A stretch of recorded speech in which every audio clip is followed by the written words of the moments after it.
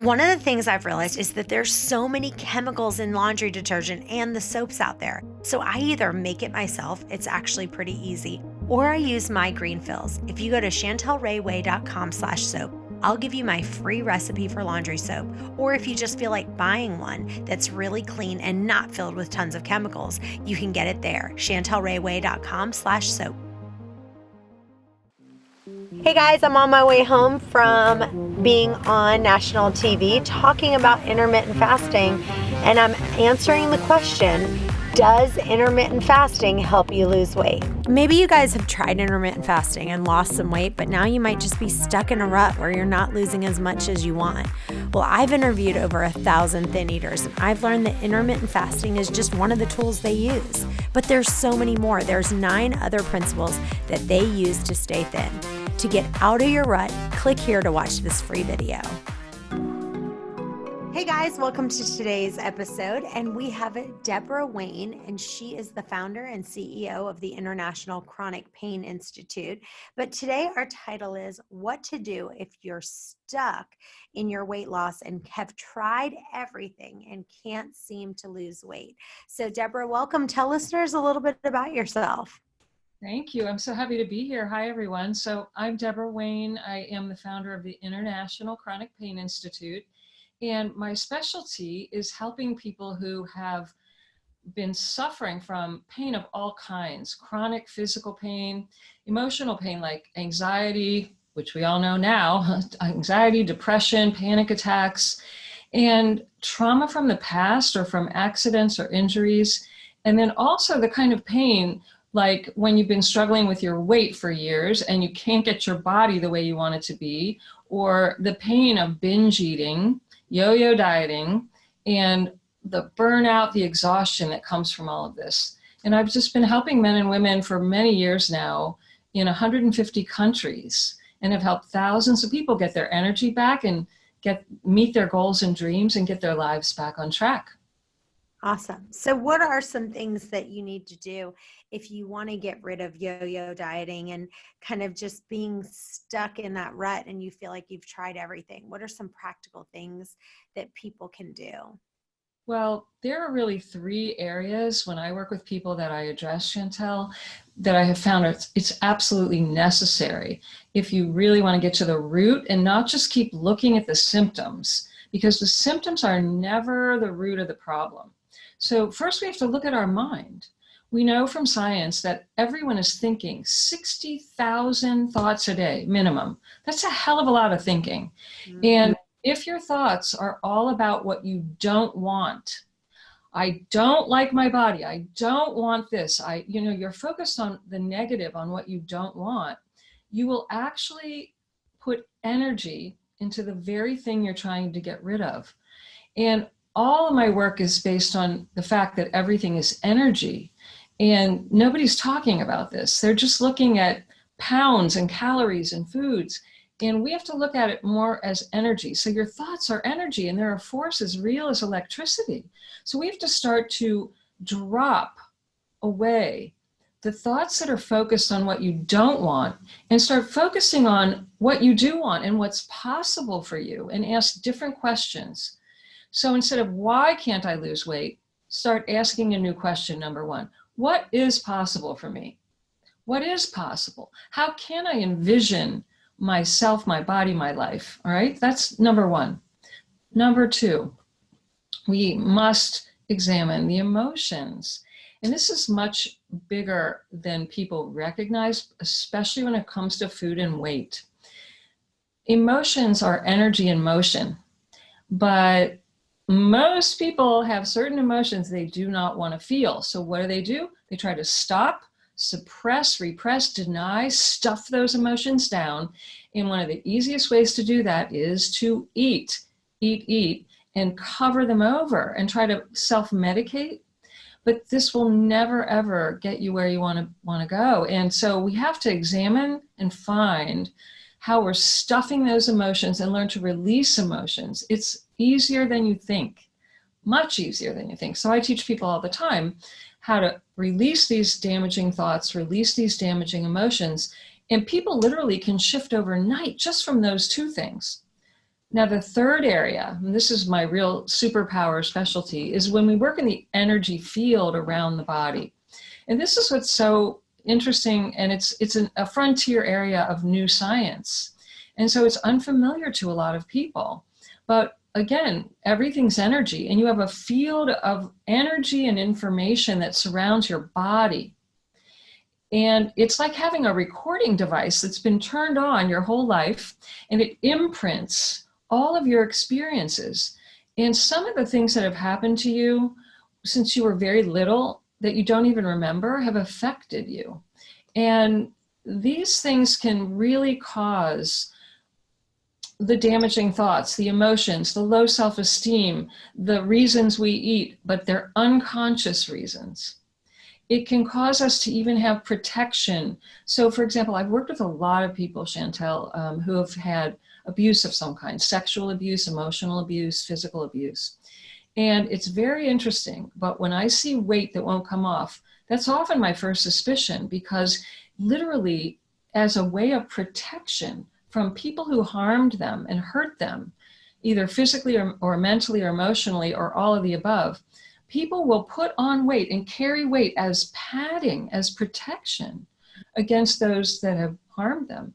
And this weight can stick like nothing. You know, you just can do everything under the sun and not get rid of it until you go deeper into the trauma. Now, the beautiful thing about working in the energy field is it releases trauma rapidly without re-triggering the trauma, because nobody wants to go back and deal with that and look at that and feel that and talk about that for 10 years.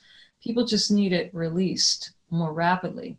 So those are the three areas that I really recommend that everyone start to take a look at, get help with.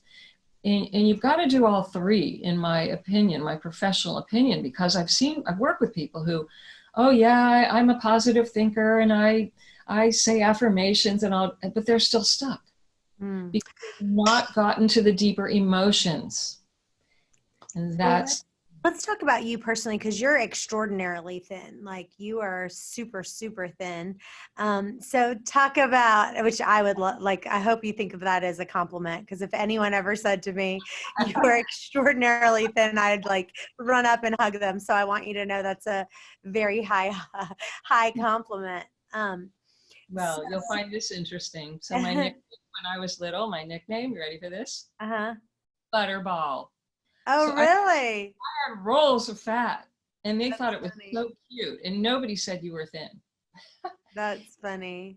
So I began ballet dancing when I was 4. And I wanted to be a dancer more than anything. And I was told, you're too fat, you're too short, you're too this or too that. And then, you know, all through, no matter what I did, I couldn't change my body. I was never like this. Well, fortunately, I found modern dance when I was in college, in my freshman year of college. And they were more open to all different body types and looks. And so I began training in modern dance. And I ended up becoming a professional dancer. And what I discovered was that in the morning, you know, I would take classes all day long and rehearsals and all kinds of physical activities. So when I got up in the morning, I found that naturally I just wasn't hungry, and that if I ate too much before I went to my first technique class, it was not a good thing. So this is years before anyone ever heard the word keto and intermittent fasting. But I naturally learned to fast and to prolong my eating in the morning until after my first dance class. And lo and behold, my weight started to drop like that. I became into my ideal body weight. And you know what? I have never changed since. And I naturally have done intermittent fasting since I was, I guess, 18, 19 years old, but I didn't know what that was. And as it became more and more popular, I thought, you guys are making such a big deal out of this. I've been doing this for years. Well, that's funny that you say that, because in my book, I interviewed over 1,000 women, and I asked them all, you know, what do you do? And not one of them said to me, I do intermittent fasting. Like, that never came out of their mouth. They just said, Well, honestly, I don't really eat until maybe 12 or 1. Some people would say 2 o'clock. Some people would say, I don't really start my first meal till 2 o'clock in the afternoon.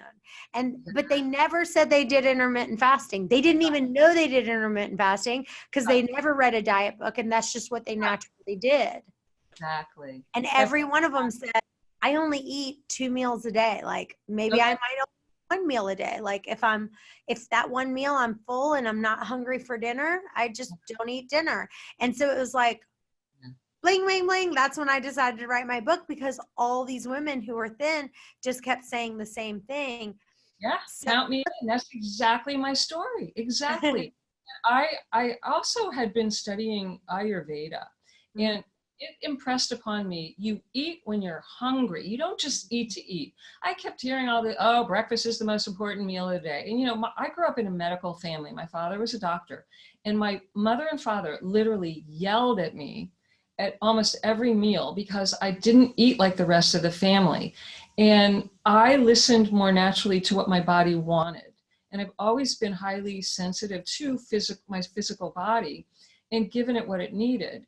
And so sometimes I slept more than other people when it was very cool not to sleep, but I was sleeping away, or I would eat differently. And I became very aware of the types of food I ate as a youngster as well. I started cooking my own meals, which my mother didn't like because she was insulted, but the food didn't agree with my system. And so I just learned to listen to my body. And my body did not want to eat before 12:30 or 1 o'clock, 1:30. And my body still to this day wants to eat 1 meal, maybe 2, or maybe 1 meal and a light snack of some kind. But I followed that, and it's been the secret key. Hey guys, one of the things that will take your weight loss to the next level is coaching. You can either work one-on-one with me or one of our certified private coaches. If you'd like, you can schedule your free call. It's a 10-minute strategy call just to see if coaching is going to really take you to the next level. The other thing is listening to the audiobook. Listening to the audiobook and getting the video course that I've done, people are seeing dramatic results. If you just listen to the audiobook 30 minutes a day over and over and over again and get the video course, go to chantelrayway.com and check out the video course. You won't be sorry you did.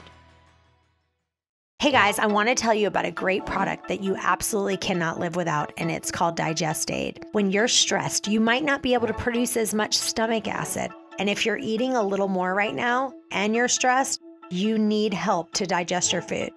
My Digest Aid that I created has enzymes that are capable of doing just that. It has both betaine HCl, not just HCl, but an enzyme pepsin that helps your body digest your food, which is really unique. And right now, all of our products are 30% off. Go to chantelrayway.com, click on store, and get yours for 30% off. Just use the promo code PODCAST.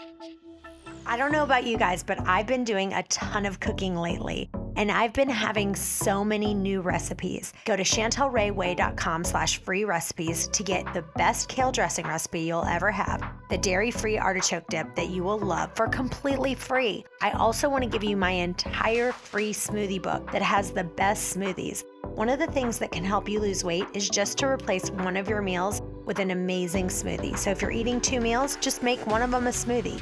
You can get my free amazing recipe book at chantelrayway.com/free recipe. And our protein shakes are amazing as well. And right now they're 30% off. Go to chantelrayway.com, click on store, and use podcast for the 30% off your protein shake. So every one of the women, and it's funny that you just said that because I want to highlight this. Every one of the women that I interviewed, the women that were like you, that were just really, really, really thin, they would say, I eat a meal and a snack. They're like, I don't eat 2 meals. Like I might have 1 meal. I might have like a smoothie for lunch, and then I'll have a dinner. Or if I eat a really big lunch, I'm just not eating anything. So it's either 1 meal or it's a meal and a tasting, or a meal and a snack. I just kept hearing that over and over again. And that's it. And if you think about that, if that's all you're eating, those 2 things in that meal, and let me ask you this, are you snacking every 5 minutes? Not usually. If I need or feel like a snack, I'll snack. I mean, I don't have a rigid, I listen to my body. Listen to your body.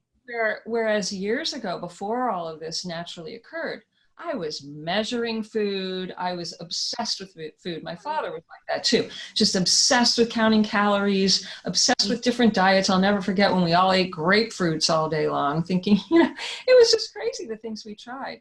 And making sure I, you know, 1 tablespoon of peanut butter or whatever it was, I was just neurotic about measuring and making sure I only ate certain things or certain amounts of things.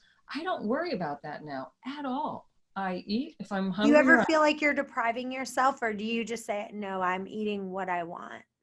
Yeah, no, I don't deprive myself. I naturally gravitate to healthy foods.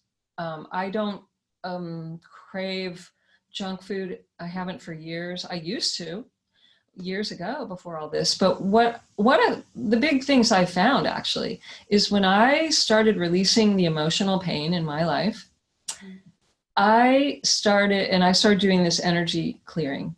I started naturally gravitating towards very high energy foods. It's like I like look at lettuce and get happy just looking at lettuce. Now that people would think she's crazy, but it makes me happy. The foods that are light and have energy in them, I feel good looking at them, the colors. I like taking that in my body. And I've worked with so many people, even just doing the energy healing. And this is fascinating. But people come back and say, Debora, I lost weight without trying. Or Debora, I naturally started gravitating towards different foods. I ate pizza and fish and chips and potato chips, and now I found myself juicing kale, and that was something they could never willpower themselves to do before. People even start exercising they just didn't have the discipline and the willpower to exercise, but they naturally want to. Once you clear that energy field, it's profound how much easier it gets. When you get those emotions out, you get the negative thinking flip to the positive, it changes everything. It's not so hard. Well, one of the things that I heard people, that I talk about in my book is that they say, I don't want to eat to the point where I'm feeling stuffed, and I don't want to feel like I'm tired. So people would say all the time, I'm eating to 80% full, or I'm eating to 90% full, or I'm eating to 95% full. I don't even want to get myself to the point where I'm 100% full, because then I might be feeling tired and I don't want to feel tired. Exactly. How would you respond to that? Would you say you agree with that, and kind of describe that in detail?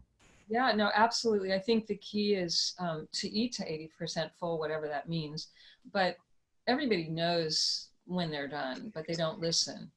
And I'm guilty of it. Don't get me wrong. I don't always do that, even though I prefer that. I will, sometimes if something tastes really good, I will overeat, and then I'm uncomfortable and pay for it later.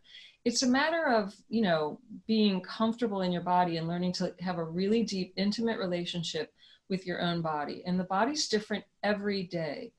Many things affect this. So some days you may need more food. Some days you may not even feel like eating at all. Some days you may need more sleep. Some days you may need different types of foods. And if you listen deeply inside, your body will always tell you. And that whole feeling of when you've overdone it, and you know what that is. Like Thanksgiving's a great example. I love Thanksgiving, but I don't love pigging out till the point where I'm sick the next day. That is not fun to me. That hasn't been fun for 35 years. So I don't do that anymore. And on occasion, if I eat too much of something, I'm always like, why did I do that? But then you just fast. See, here's the thing. I would say every woman that I interviewed, they'd say, every once in a while I miscalculate it. Not often, but every once in a while I miscalculate it and I eat a little bit more than I should. And then guess what I do? The next day, if I stopped eating at, 5 o'clock that day, the next day I might not eat again until 1 o'clock the next day, or 2 o'clock the next day, until I get myself to I'm hungry again. I'm feeling like I'm empty. I'm ready to start eating a little bit more. But then they just go, I just start over, and then I eat when I'm hungry. I don't go. The key is eating when you're hungry. Your body has a signal. Now, there were years where when I was stuffing all my emotional pain, and I was drinking too much. I was eating too much. I was ignoring my body signals. So I literally lost touch with that feeling of when I was hungry. And it took a while to have that natural feeling kick back in. I was a little afraid that I had lost it permanently, but that's not the case. It's just that the body had to reset. And I had been overriding all the signals for a while. So if anybody's suffering out there thinking, well, I don't know when my body, it's just because you've ignored the signals for too long. You've been overriding, and you have to give your body a chance to start talking to you again. And you have to spend enough quiet time to start listening again. I promise you, the body will reset. It's designed to heal itself, but it has to be given the space and the time to, and the right tools to do that.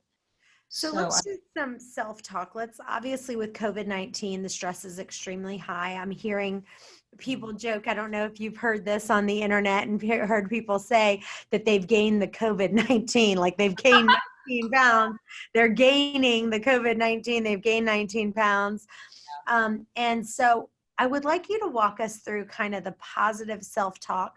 So let's just say right now, someone's sitting at home. They're like, completely stressed. They've lost their job. They're tired of being stuck in the house. They can't go work out. You know, all these things, you know, I can't work out, so I might as well eat. I want to run and eat a pan of brownies. I want to just eat a bunch of chips. I want to do all of this, you know? So what is it? Talk to us a little bit about, what do they say? So right now, I want to run to the kitchen. I'm stressed to the max. Yeah. Give them some real strategies here. What are they saying to themselves? So the first thing you want to do before you ever put food in your mouth, you want to stop.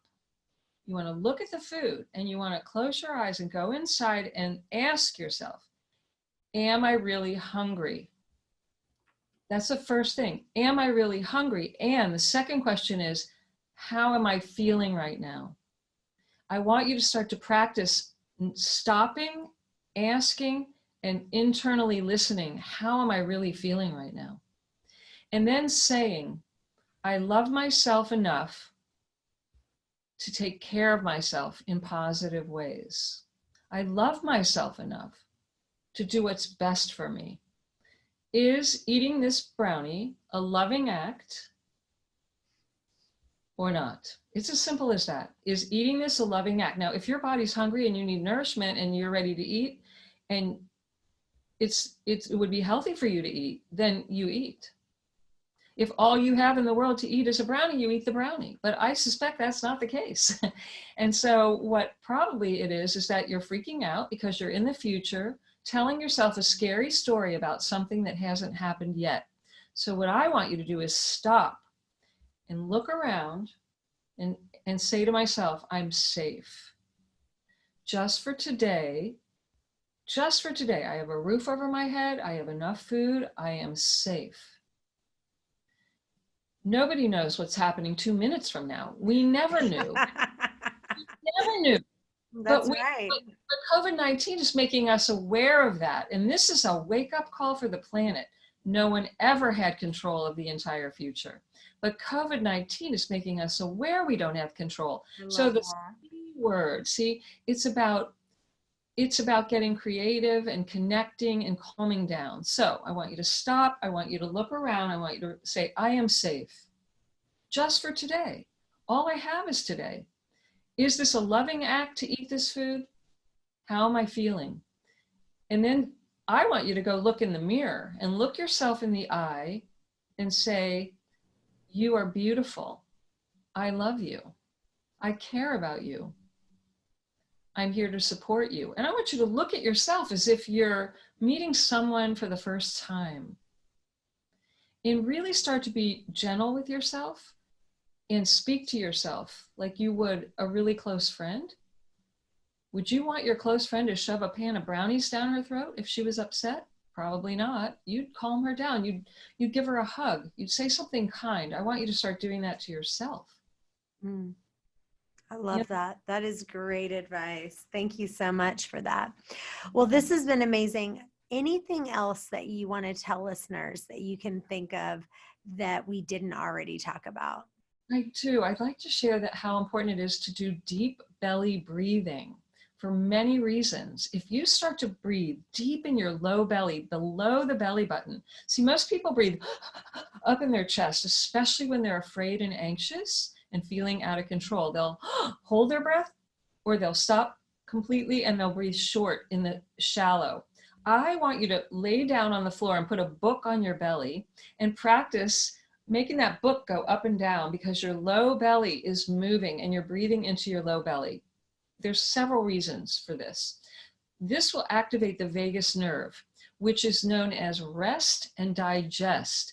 It calms down your nervous system.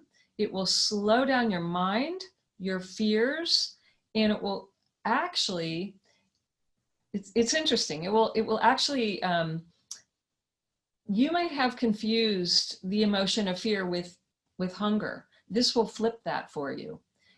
If you do deep belly breathing for 2 minutes or longer, you're going to probably then notice you're not as hungry.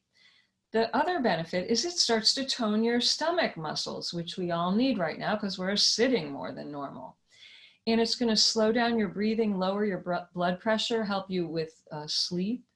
And it just stimulates the whole nervous system in a way that's going to calm you down. And before you know it, you may forget that you were about to eat those brownies. So breathing every day, morning, noon, and night, just 2 minutes, deep breathing.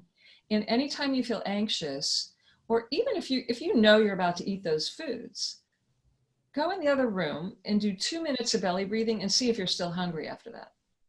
Love it. That's great advice. Thanks so much for being on our show today. Tell listeners where they can find you and where they can follow you. Absolutely. Go to www.internationalcpi.com. That's the general website. There's a free gift waiting there for you. It is a pain breakthrough bundle, a copy of my ebook, 3 videos with more techniques like I taught today that will help you calm down your mind, your emotions, and your body. And you can find me on Instagram at Healing Pain, Debora Wayne. Everything's on the website. Just go to the website. You'll see all the other links. And thank you so much for being open, having me here today. Thank you so much. Well, you guys stay tuned because we have another episode coming up in just a few. Bye-bye for now.